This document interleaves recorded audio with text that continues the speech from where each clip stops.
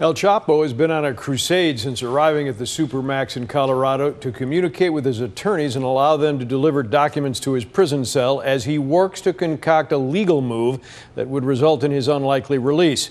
No response to the I-Team tonight from Supermax officials, but the freedom that would concern them is more illicit, a jailbreak that no one has ever succeeded in pulling off. And dare we say, probably never will. You would think not, but he's done it before, as you mentioned, just not in the United States. Twice, that's true. Okay. Watch breaking news on YouTube. Subscribe to ABC7 Chicago Eyewitness News. That's how the most dangerous inmates in the United States live at the Administrative Maximum Facility in Florence, Colorado, commonly known as ADX Florence, the most secure prison in the country and possibly the world. These walls are reserved for those whom the American government deems an exceptional threat to society, like the Unabomber, 9/11 terrorists, or the most notorious drug lord in history, El Chapo, a brutal killer who allegedly ordered the deaths of between 2,000 and 3,000 people. Not to mention the hundreds of thousands who died from drug overdoses worldwide. Hello, y'all. Welcome to Bamm Raw TV. I'm Bamm, aka the 411 Giant. Hit that like button, subscribe to my channel, and hit that bell icon so you know when my next video come out. Now, this is part 2 of what I know about El Chapo and me being El Chapo coming there where I was. Now, all the hoopla started before he got there. They took us, me, Silverstein, and some of the others who are actually on SAMS, Special Administrative Management. That means we had to be behind 2 doors at all times. So that's why we was in E block. So we didn't know why they was moving us at the time. They moved us all out of E block for doing some reconstruction to it. We actually thought that they was taking it and putting some microphones in there so that when they put us back over there, that they could hear our conversations. So we had made a pact. Everybody had made a pact that when we go back over to E unit, we was using strictly sign language. We wasn't nobody supposed to be talking to each other over the range. We were using strictly sign language. Rock from Dead Man Inc., one of the leaders of Dead Man Inc., used to actually be one of the artists that they took over there to do that work. And when he used to come back, he used to let us know, man, hey, they tearing up the floors over there. He said, they tearing up the floor, man.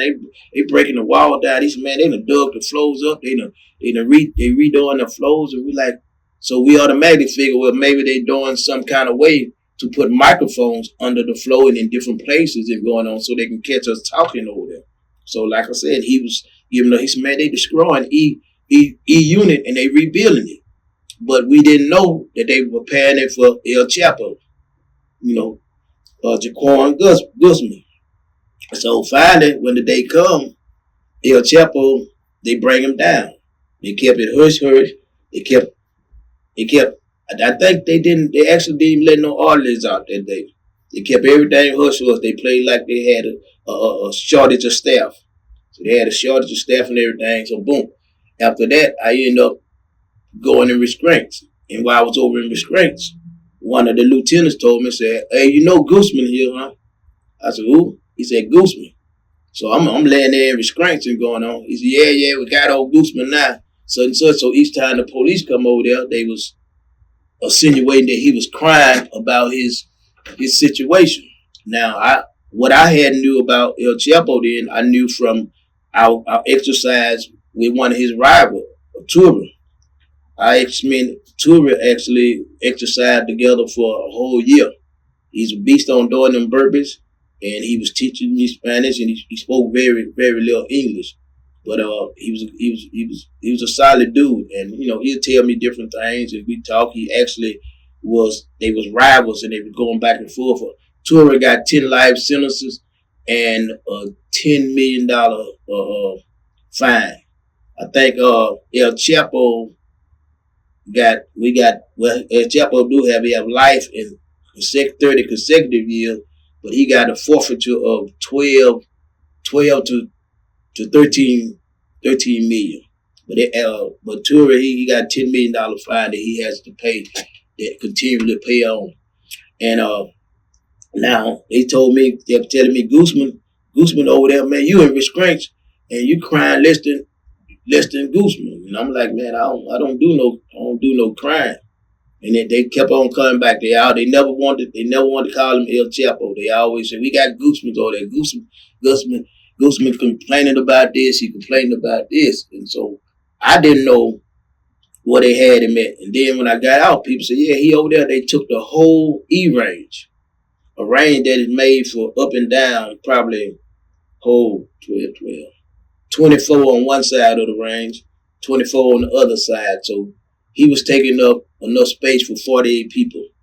In ADX, Supermax ADX, only hold close to about 300 and something to maybe, about 300 and some people. It's very scarce there. That's why you got to be super, you got super dangerous or super threat for security to end up taking one of those cells down there. And this man here is taking up a whole unit. They got him in a whole unit. So now I had been hearing about him from my workout partner, Tura. So when the police kept telling me about it, how they said he was complaining, but I thought it was only natural that if the man his lawyer exercised certain rights, that, hey, listen, Gooseman shouldn't be in this situation. He shouldn't be in this. He should have access to this access. His lawyer is pleading these things for him. And the way they telling you is like he's begging them every time going on and all that there. I seen people put photos and stuff of him being with masses all over his face and shit like that. That's not how he been held. He's not been held like that because he's not that type of Hannibal Lecter prisoner. He's known for escaping. He's known for getting out. When he out there and he got his power, they alleged that he had murders did and going on. But as far as him, himself, he's not that physical threat where officers scared to come in on him or also want to make sure that he's wrapped down and tied up. And as for that, I've been in restraints so many times in my history there. They don't put masses, and for the record, they do not put mass on a person just for being dangerous on the street is going on.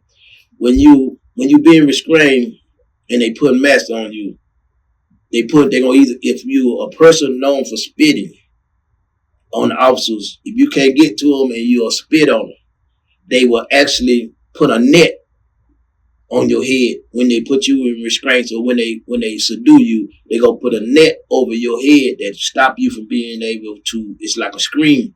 It stop you from being able to spit out. It's a plastic like screen. It stop you from being able to spit out. Now, masks are put on people who's known as biters.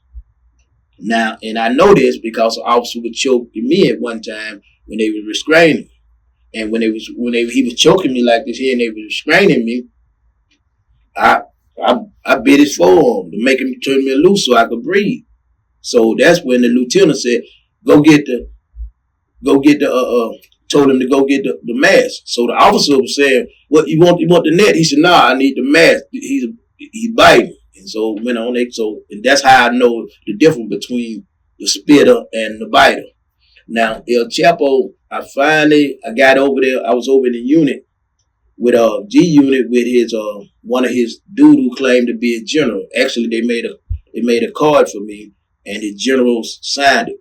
But they were never at E unit. When you come out the RIC, we could see El Chapo coming out. We got to see him about 3 times, and I think us hitting on the windows because you can see the RIC cages. Most of the different units, you can, in the other unit, you can look out your window at certain points and you can see the people in the RIC cage. And that's how I used to talk to Wayne Perry and them and everything. So I see him out there and we tell his general. But we noted that on that side, they would never put his general up there. But they also would never put any Spanish guys up there. So I don't know if they thought maybe they would try to communicate with them, so they had mostly us blacks. They would put us by their side. So his general Freddie would tell me try to get his attention. But I only got to see him 3 times, and he come out. When he come out, he was he was looking lost. I mean, I thought he was bigger than what he was, and like I said, I guess that's why, like I said, they called him El Chapo. He looked rather small and going on chubby, but he looked at bewildered. He looked at either bewildered of being what he was at a place up here with the altitude so high, being up there. Was it that, or because he was always looking around? So I can either he was bewildered or he was doing what he do, checking out the security, and seeing that the security was overwhelming. It probably gave him the blues. It probably made him sad, because I know when you look around and you see all this steel and concrete, and you still look at every kind of, and I know they ramped it up for him. So, I mean, I get the blues when I go out there and I see all the wires and see all the security measures that they got to keep me in. So I think him seeing all the extra things that they put in place for him, monitors, sensors, all extra sensors in different places has been in places so that anything, and the staff, when they go over there, the staff, he won't get the opportunity to bribe a staff member over there, because number one, they're never alone. They always got one staff member watching the other staff member, and that staff member watching that staff member. So you're never gonna have the opportunity to say anything to them, to even try to entice them for a bribe, unless you can talk to all three of them at the same time and get them on the same page. And then with that, they got the cameras coming down from every angle watching you, and they got speakers on the camera. They can talk to you on the camera. They can listen to you on the camera. And so therefore, I mean, I can see that very disheartening for a person who specializes in getting out of penitentiary the best way you can. So El Chapo, he comes out, he look around, he walk on the yard. I didn't see him. Out of all 3 times I seen him come out there, I've never seen him do an exercise. Most people, when they go out on the yard, we do our burpees, you know what I'm saying? We do our push-ups and everything. I never seen him do an exercise. It's like he was, I ain't gonna say he was giving up, but it was very disheartening. But I used to relay all this to Freddie. I tell Freddie, hey man, so Freddie telling us try to get his attention. We try to get his attention, and we hitting him with sign language and stuff, and he can't, he didn't understand. He was looking. He didn't know. I guess he didn't know what we was trying to tell him, and we praying. So we stopped using sign language, and we trying to point down to the other cells where Freddie and them was. It was Freddie and one of the men from Puerto Rico. They was down that way, and we was trying to tell him, look down that way, look down that way. Maybe you can catch a glimpse of Freddie. Maybe Freddie can make you understand. But he looked and looked, and then he put his head down, and so I guess he didn't know what was going on with us and everything. So Freddie, they start after we had knocked. I think it's about 3 different times I seen him out there, and I tried to get his attention. Me and Tone, we tried to get his attention, and we never did get his attention. But after those 3 days, they changed his rec cycle. They start now when they let our side out for rec in the unit. When they let our side out for rec, then that's when they used to let him out, because they know we're going to come out. We're going to come out ourselves, and we're going to go to, go to the table, do whatever we got to do out there. So we're going to come out to get on the phone, to do everything there. So they switched his time that they was bringing him out the rec to come out at a time that we was out. So therefore, we wouldn't be in the window trying to get his attention. And I wasn't going to stay in for my rec to try to get his attention for Freddie. But he was a pretty good dude, but it wasn't that good where I was going to lose my opportunity to get an hour rec. And El Chapo is not, again, he's not stuck with no mess over his face. He's put in a whole unit by himself, basically arranged for show. But it's been fortified. It has been they went through every nook and cranny that could be compromised. They got sensors everywhere. They got cameras everywhere. And yeah, if he died from anything over there, it's going to be from loneliness. That's what if El Chapo died in jail for anything, that's what it's going to be. And he looked like a lonely man over there. And I can understand that, not having nobody to talk to but the police when the police come over. And that even been knocked because he's so influential that the lieutenants and the captains and the warden probably gave them specific orders. Do not exchange words with him. Do not let him talk to you, even try to compromise you. So I can imagine them going over and keeping their mouth closed and, hey, turn around, cuff up, you bag up 3 people, turn around, cuff up, and put the cuff on you, boom, boom, cuff you down, boom, boom, shake you down, take you out the wreck, and ain't nobody saying nothing because cameras is all on them.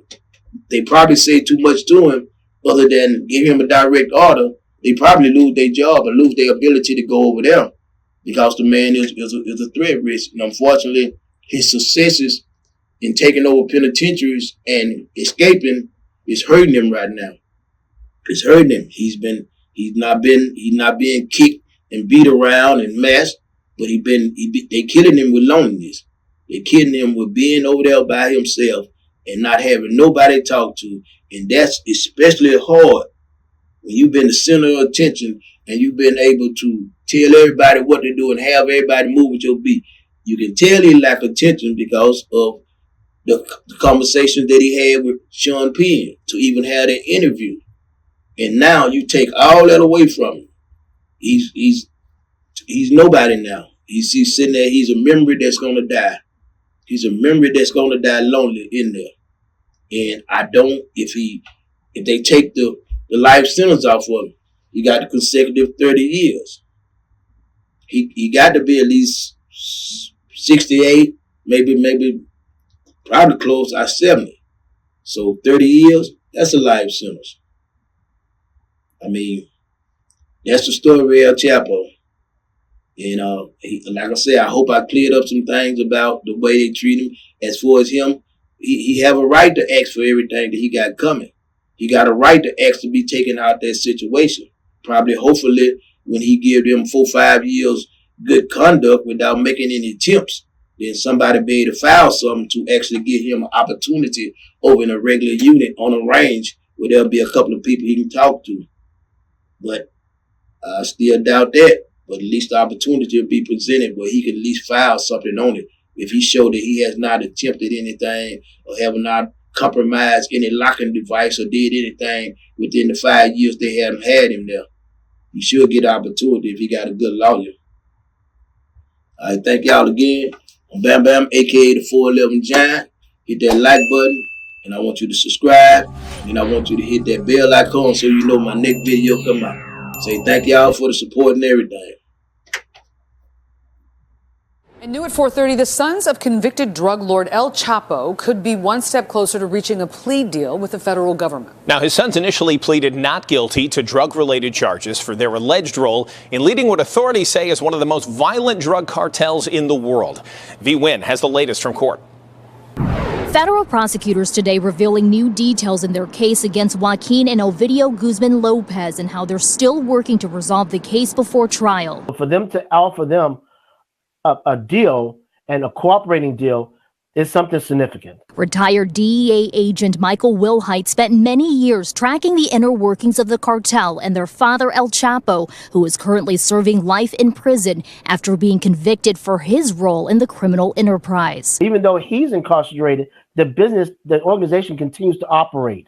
Okay, it continues to have layers. The two brothers did not appear in court today, both facing multiple charges accused of leading and running the Sinaloa cartel, including manufacturing and trafficking of fentanyl into the U.S. The Justice Department says this cartel is one of the most violent and powerful drug organizations in the world. The message they're sending is that we're not going to quit. We're going to do whatever we can do to bring you forth to prosecution. Ovidio was arrested in the summer of 2023, as seen here in this takedown. He's also facing charges in New York. Prosecutors told a judge they're still trying to hammer out a plea deal that would encompass both cases in a global resolution, both parties asking the judge for more time as they continue to negotiate. A criminal defense attorney weighing in on the case. Joaquin helped turn in one of the most wanted narco traffickers in the world, Zambada, and that in itself is invaluable. And he should be able to turn that piece of evidence or that favor that he did the federal government for a whole lot of favors, meaning a significant reduction in sentence, for instance. Another hearing is set for a video at the end of February. His brother will appear in court in March. Reporting from the Dirksen Federal Courthouse, V1 NBC5 News. Why do ADX officials believe that El Chapo is planning another escape? Some authorities are sweating bullets, thinking he's cooking up another escape plan. But how is he planning to escape again? ADX was made for guys like him, who spot a chance to bust out with every little crack in the system. But here, there ain't no cracks.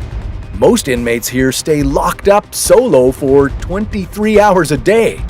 They never catch a glimpse of the sky, the mountains, not even a stretch of highway. Just cold, hard concrete. Even an hour in the recreation cage, which is just another dim cell, is seen as a rare treat around here. And yeah, Supermax has an even tougher spot. It's called Range 13, where inmates are watched 24/7, spend years in solitary, and never see the outside world. They only get a 15-minute call once a month. Well, maybe not all of them.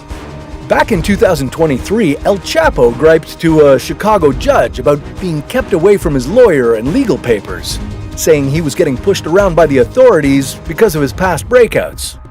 But for the folks in charge, that's just a sign he's plotting his next getaway. Even one of the old wardens, Robert Hood, figures El Chapo won't stop trying to bust out, just to test how far he can push the system. But maybe madness will take over the gangster's mind before he can try to break free, like it has with so many other inmates.